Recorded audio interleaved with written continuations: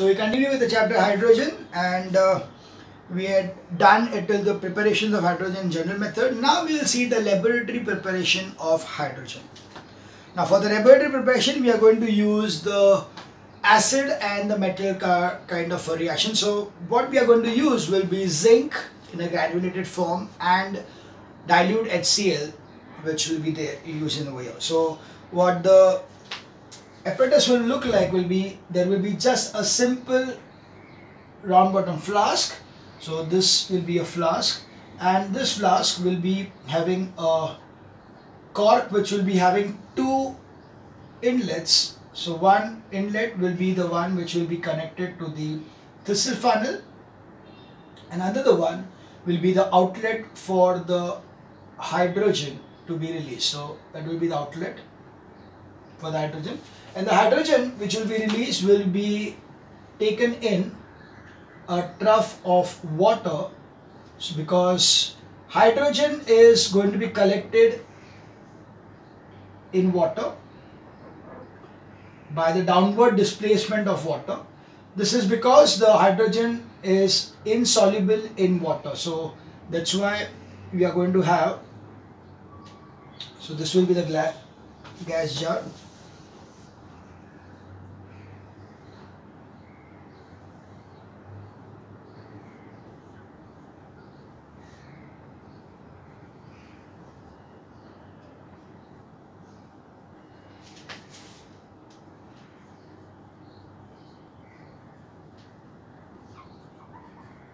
Okay, what you have over here is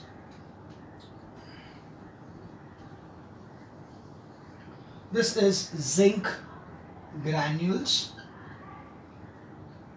and this is dilute HCl which is poured through the thistle funnel over here. So the reaction is Zn plus HCl giving you ZnCl2 plus H2. So that's 2 over here.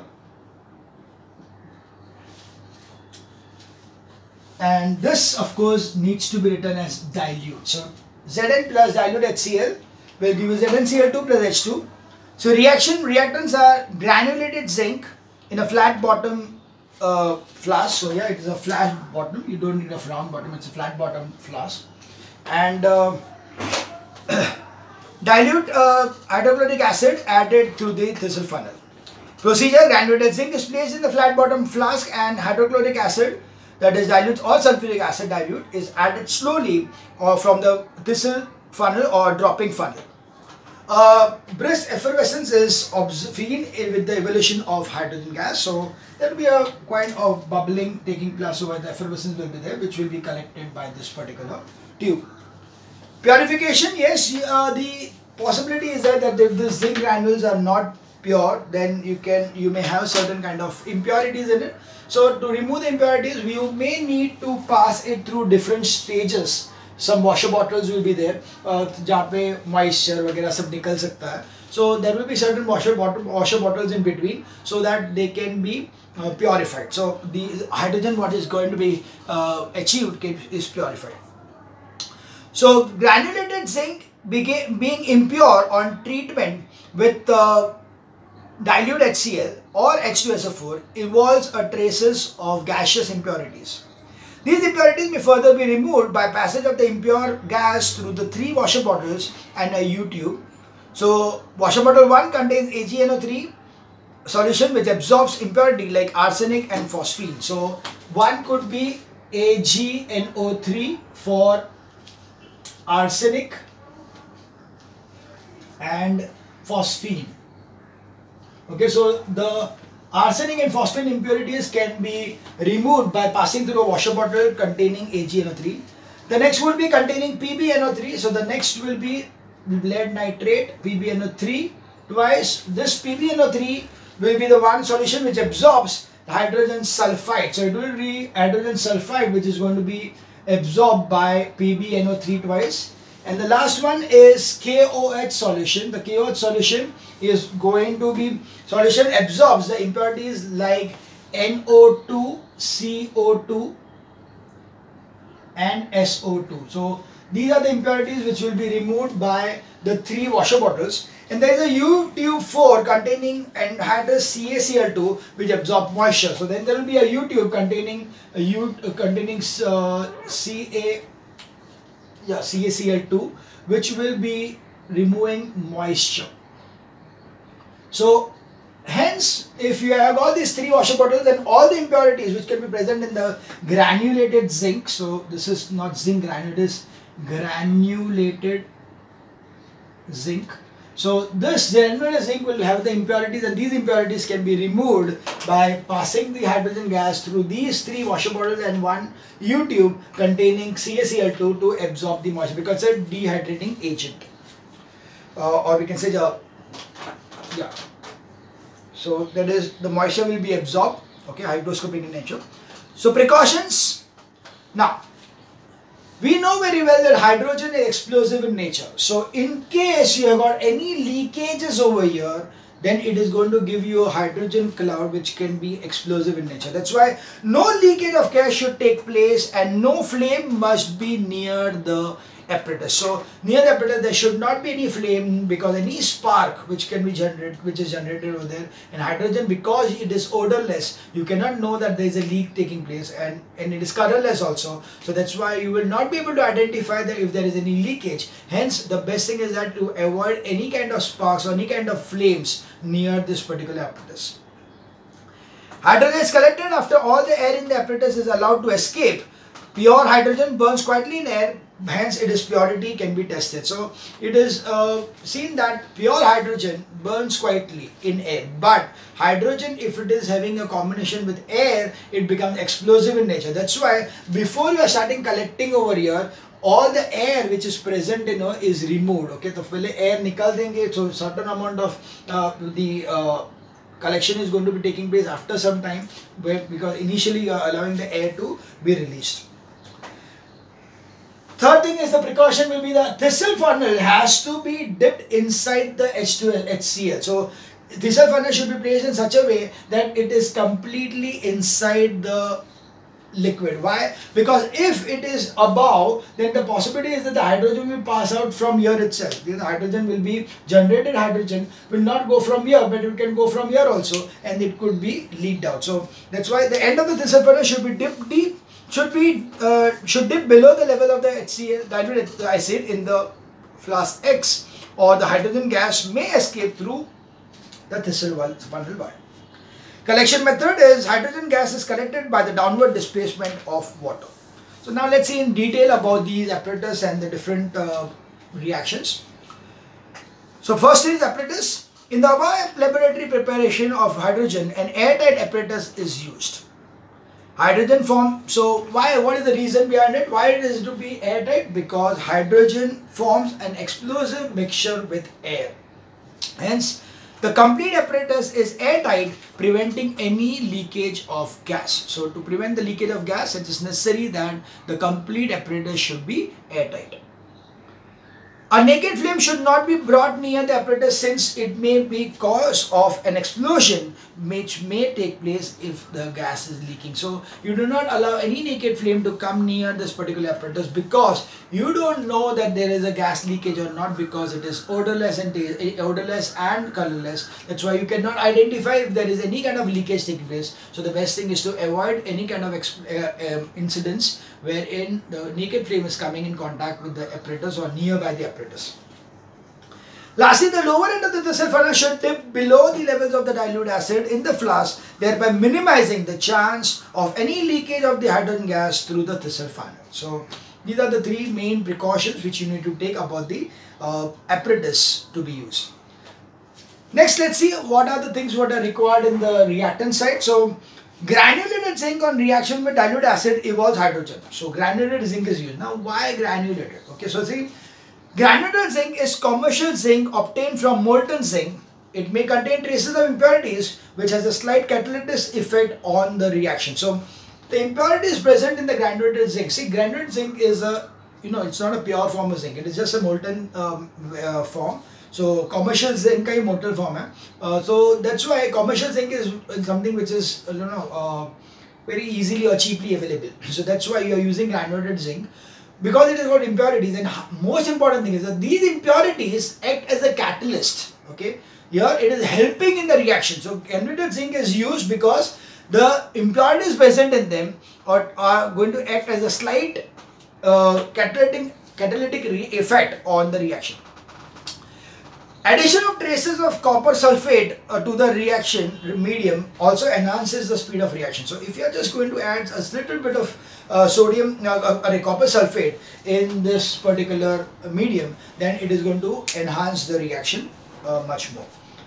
The preferred acid is dilute hydrochloric acid or sulfuric acid. It is not nitric acid. Nitric acid, being a strong oxidizing agent, oxidizes the hydrogen to form water and is not used as the acid in the reaction with zinc. So we know very well, we had studied in the earlier part also, that you cannot use nitric acid because nitric acid, when it decomposes, it gives out nascent oxygen, and the nascent oxygen has, because it's a strong oxidizing agent, so that's why the nascent oxygen will react with the hydrogen which is formed and form into water, hence hydrogen will not be available. Now about the collection of hydrogen, we can see we are collected by the downward displacement of water. Why water? Because air के साथ में सबसे पहले तो उसका explosive mixture होता है. Secondly, it is complete, means almost insoluble in water. So water में आराम से मिल जाएगा. So right. So hydrogen is almost insoluble in water. 100 volumes of water dissolve only 2 volumes of hydrogen at STP. So the hydrogen is going to be the STP. It's only 2 volumes are going to be dissolved in 100 volumes of water. So that's a very negligible amount of solubility. Even though hydrogen is lighter than air, 1 liter of hydrogen weighing 0.09 grams at STP, it is not collected by downward displacement of air since it forms an explosive mixture with air. So yeah, we could have easily made use of air if at all it would have not been explosive, because it is lighter than air. That's why we can see the hydrogen can easily be collected by the downward displacement of air, but we are not using it because it forms an explosive mixture with air. Pure dihydrogen is collected over mercury or in a flask previously evacuated, thereby having absence of air. So wherever you are collecting, you are going to evacuate the air from it so that there is no explosive mixture there. So that's why it is either evacuated or it is going to be collected over mercury for dry. If you want a pure dry hydrogen, then you are going to collect it over mercury or previously evacuated, means one in which air is already evacuated. That kind of flask will be used. For purification, hydrogen is purified by passage through different solutions. Granulated zinc on reaction with dilute imparts traces of gaseous impurities which are removed by passage through different solutions. Arsenic and phosphine through silver nitrate. Okay. Hydrogen sulfide through lead nitrate. Okay. Nitrogen dioxide, carbon dioxide and sulfur dioxide through KOH solution, and moisture as a drying agent used as fused calcium chloride. So these are the purification methods for the hydrogen which is produced in the laboratory. So this was about the laboratory preparation of hydrogen. Now we see the industrial method of preparation of hydrogen. Now hydrogen is going to be prepared in a huge manner, because hydrogen is required in a huge manner in many industries. So that's why the production of hydrogen, when you want it to be in large scale, then you will need an industrial method of preparation of hydrogen. For this method, what we are having is called as Bosch process. So let's see the Bosch process now. So the industrial preparation of hydrogen is done using the process called as Bosch process. Okay. So in the Bosch process, they take a huge furnace, or you can say a boiler kind of a thing, which is a huge, something like a furnace which will be almost like a 3-story building. It's such a huge thing. And to the bottom of this particular thing, they will be having coke, that is nothing but coal, okay, but in a distilled form. So that's why it is called as coke, which is pure carbon. So we are going to take carbon as pure coke, okay, coke or pure carbon we are going to take over here, and you are going to react it with water which is at a very high temperature, that is in the form of steam. So when this is there and the temperature is around 1000 degrees Celsius. So what is going to happen is the first, when the coke is heated, it turns red and then it becomes white hot. Okay, when it is very, very hot, it becomes white hot. So white hot coke is being reacting with the steam and it gives you the resultant as CO plus H2, which is also called as water gas. So the combination of these two gases, CO plus H2, is going to be called as water gas, and it is going to give out a lot of amount of heat. So temperature is around 1000 degrees Celsius. Process will be passage of steam over white hot coke, carbon, and chamber designed is specially designed converter. Now, so what we have got is CO plus H2. The next stage will be to convert, or we have to get this H2 over here. So first of all, what we'll do is that we are going to pass it through steam again. So this particular thing is further passed through steam. So it will be CO plus H2 is going to react further with H2O, and this will be at a slightly lesser temperature, that is 450 degrees Celsius, with Fe2O3 as the catalyst to give you CO2 plus H2 over here. So plus heat will be given out in this case. So water gas and excess of steam is going to be reacting at around 450 degrees Celsius. A catalyst is iron oxide, that is Fe2O3, and promoter is chromic oxide, Cr2O3. Process excess steam is mixed with water gas and passed over catalyst at elevated temperature. So CO is converted into CO2 with a further yield of hydrogen. So here it is two things. First thing is that if I keep it as CO, then CO is poisonous in nature. So if I am able to extract out CO, then I am taking out something poisonous. So I need to avoid that thing, firstly. Secondly is, by just, see, the heat is already there, and you by just an exothermic reaction wherein you are taking some more amount of steam at 450 degrees Celsius with some catalyst, is giving you more amount of hydrogen, okay, because here the hydrogen will be 2H2. So the quantity of hydrogen automatically increases when you are using this thing. It will double it. So you are not only getting a more yield of hydrogen, plus you are getting CO2, which is easily, which is not poisonous in nature, and hence it can easily be taken out. So that's why you are converting the CO to CO2 in this case. So that was step 2. Now the step 3 is, either I am going to take out CO2 from here, or I am going to take out CO from here. So the thing is that carbon dioxide or unreacted carbon monoxide are from above mixture. So यहाँ पे हो सकता है कि there is certain amount of CO also present over here. So this CO and CO2 needs to be removed. So for that, we are dissolving the mixture in water under pressure at 30 atmosphere or caustic potash solution to give you K2CO3 plus H2O. So first thing is that first possibility is that you know that hydrogen is insoluble in water, but carbon dioxide is soluble in water. So that's why we are going to take this gas under pressure with water. So what will happen? The carbon dioxide will get dissolved and the hydrogen gas will be released. You can also pass it through KOH solution.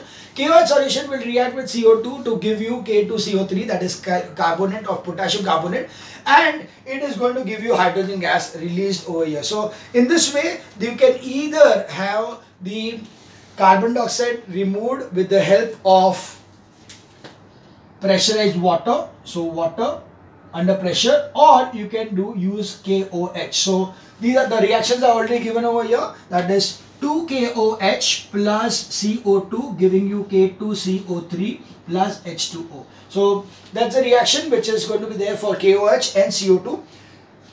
The CO which is present inside in traces can be removed by dissolving in ammoniacal cuprous chloride. So ammoniacal cuprous chloride will be there, it will be slightly dissolved in ammonium solution. That's why it is ammoniacal cuprous chloride, and hence it will be giving you CuCl plus CO plus H2O, giving you over here as the complete thing will be CuCO.2H2O. So That is the reaction what is going to be received over here. So that is how the carbon dioxide and carbon monoxide can be removed after the reaction and hydrogen gases evolve.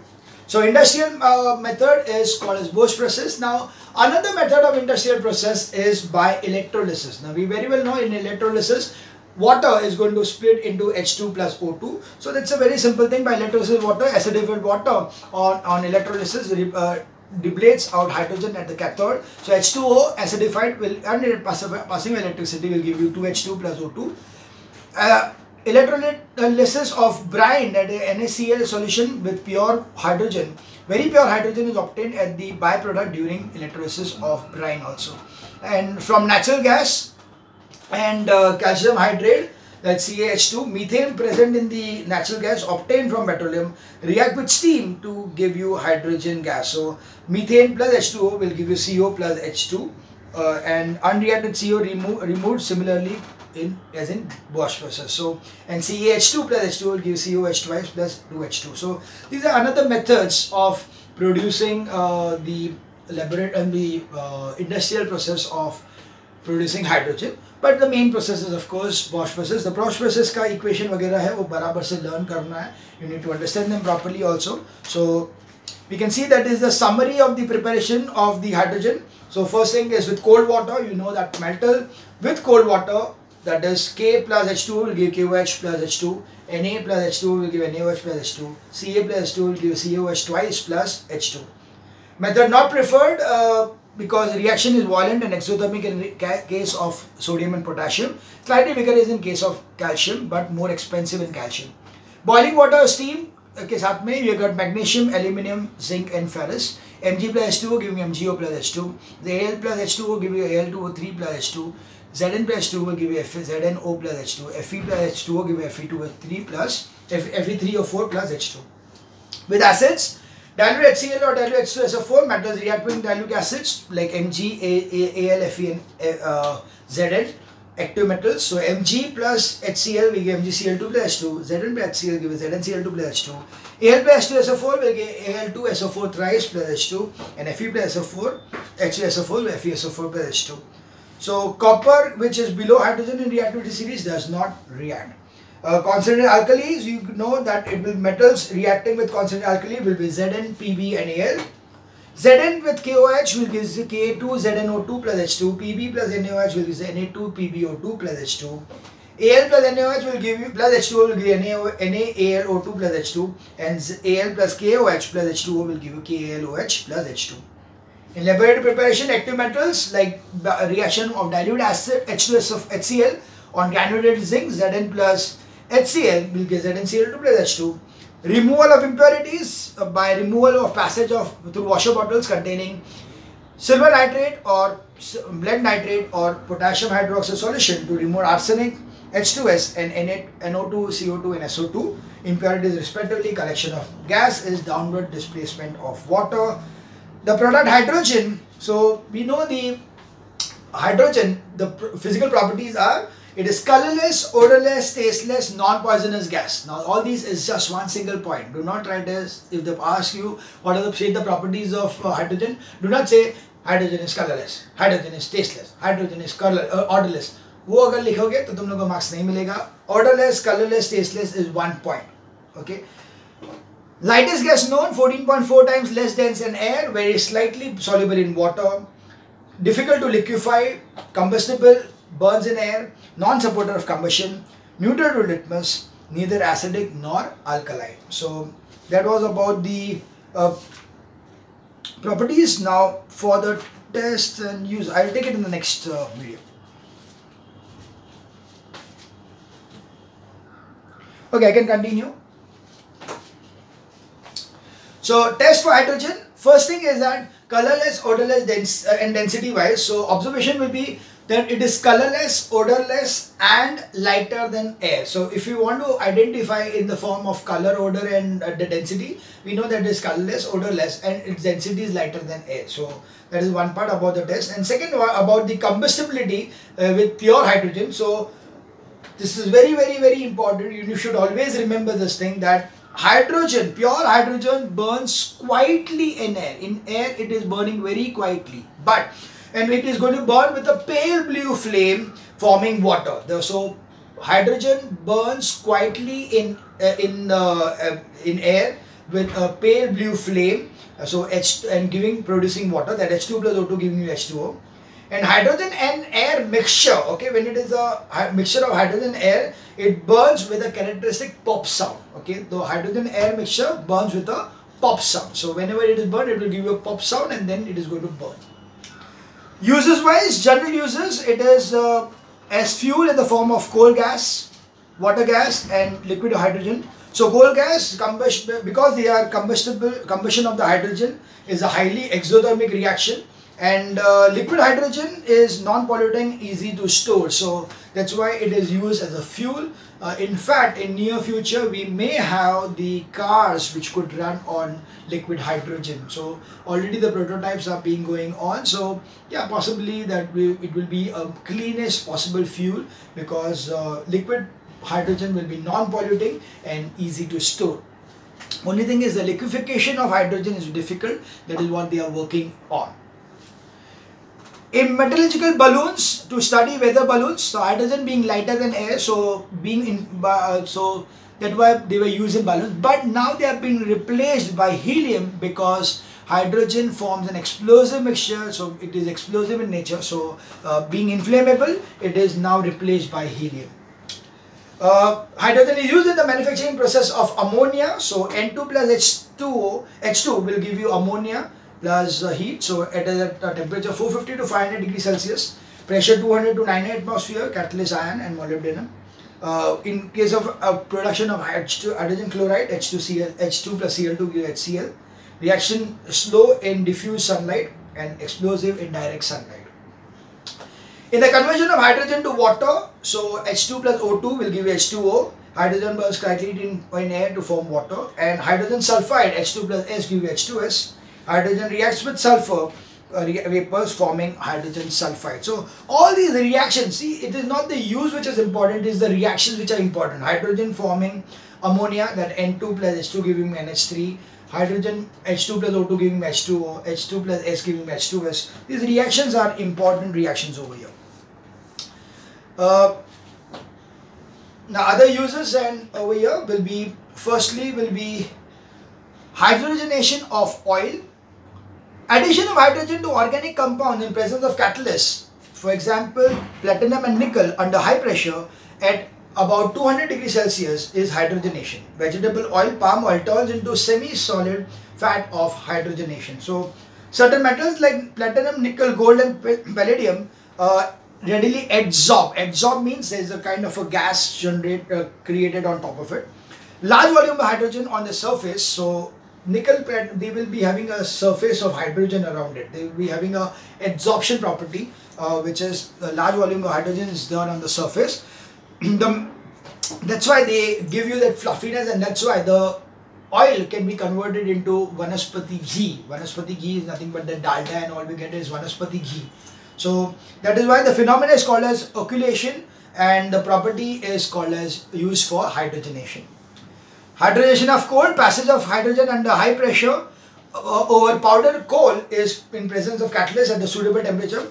Hydrogenation of coal leads to conversion of coal to a product similar to petroleum containing a high percentage of hydrogen. So you are converting coal into petroleum using hydrogenation of coal.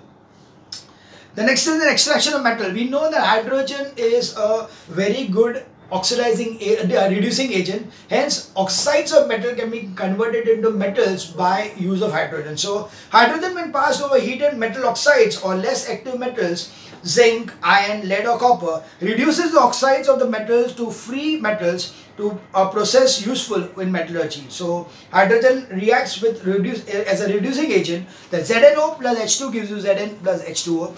Fe2O3 plus H2 gives you Fe plus H2O, and CuO plus H2 gives you Cu plus H2O.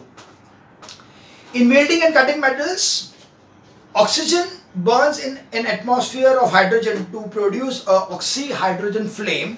The flame is used for welding and cutting. This is because the temperature which can be attained by the combination of hydrogen and oxygen flame will be around 2800 degrees Celsius, which can easily melt the metals. So that's why hydrogen oxygen mixture is on burning will produce an exothermic reaction, and the temperature of the flame is around 2800 degrees Celsius, which makes it useful for welding or cutting. Finally, oxidation reduction reactions. Oxidation involves removal of hydrogen from a substance. So H2S plus chlorine will give you S, oxidizing product, plus HCl. Whereas reduction involves addition of hydrogen to a compound. So Br2 plus H2S will give you HBr, which is reduced product of and sulfur. So you can see that hydrogen अगर add हुआ तो it is reduction taking place. Hydrogen अगर remove हुआ तो it is oxidation taking place. So that's why hydrogen is evolved. Hydrogen is going to be a main part in oxidation or reduction reactions. So the next we are going to study is the different kind of oxidation and reduction reactions in the next video.